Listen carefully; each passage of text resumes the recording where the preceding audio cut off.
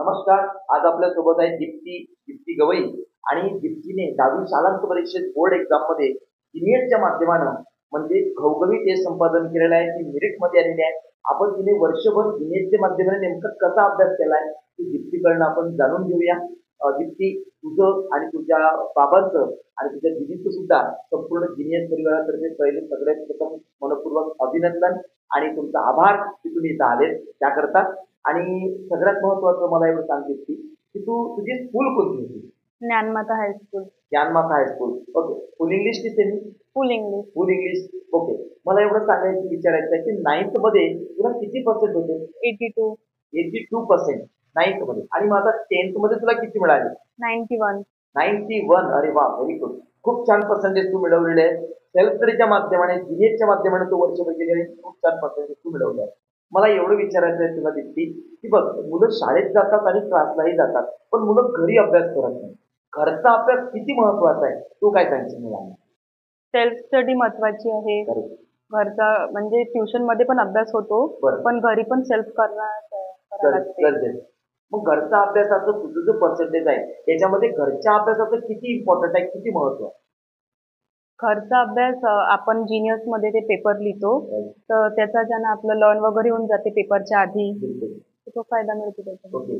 लिखाणाचं वगैरे writing paper presentation वगैरे ते पेपर लिहूनच होते ना घरी, आणि सेंटरवर पण पेपर होते. बिलकुल. म्हणजे सेंटरच्या एक्झाम होतात, रायटिंगची प्रॅक्टिस होते. बिलकुल. रायटिंगची एक चांगली प्रॅक्टिस होते. टायमिंग पण मॅनेजमेंट होते. 80 मार्क्सचा पेपर राहते, तर 3 घंट्यात मॅनेज झाला पाहिजे. बिलकुल. 3 घंट्यात 80 मार्क्सचा पेपर कसा मॅनेज करायचा हे सुद्धा स्किल्स आपण याच्या माध्यमाने शिकतो.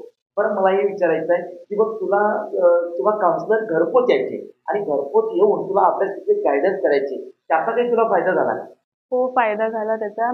माझी मॅम कांचन मॅडम, ते मला म्हणजे तीन पेपर लिहायला सांगायची, तर मग त्यानं प्रॅक्टिस होऊन जायची. तू आता मगाशी बोलली की सेंटरवरच्या काही एक्झाम तू दिलेल्या आहेत, ती सेंटरवरच्या एक्झाम कशा होत्या, त्या कशा पद्धतीने होत्या? जसे मला तुला एक विचारायचं आहे की आता तू 92% घेतलेले आहेत, म्हणजे मेरिट मध्ये 91% घेतले आहे आणि 91% मध्ये एक मेरिट आहे. 90च्या वरचा कोणताही आकडा हा जादुई आकडा असतो, कारण की 90च्या वर 3 जण पेपर तपासतात, एक्झामिनर, मॉडरेटर आणि चीफ मॉडरेटर. तुम्हाला तुला एक विचारायचं आहे, जिनियस प्रोग्राम इतर विद्यार्थ्यांनी घ्यावा की नाही, तू काय सांग? घ्यावा. त्यांनी फायदा आहे त्याचा. कारण की जिनियस मध्ये पण 3 करते ना चेक पेपर, तर आपल्याला आपल्या चुका कळतात. बिलकुल. म्हणजे तिथे सुद्धा वेगवेगळे पेपर चेक केला जातात, एक्झामिनर, मॉडरेटर, आणि त्याचा फायदा आपल्याला भविष्यामध्ये होतो. पुढील भविष्यामध्ये संपूर्ण सेल्फ स्टडीच्या माध्यमानं पुढचा अभ्यास सेल्फ स्टडीच्या माध्यमानं आहे. पुढचा अभ्यास हा पूर्ण पुस्तकाच्या माध्यमानं करावा लागतो. तिथे सगळ्यात इम्पॉर्टंट आहे तो म्हणजे घरचा अभ्यास, तो तू सातत्यानं करावा. आणि सगळ्यात महत्वाचं की जिनियसच्या माध्यमानं लाईफ टाईमच्या काही सवयी लागतात ज्या तुला आता भविष्याकरता त्या लागलेल्या आहेत.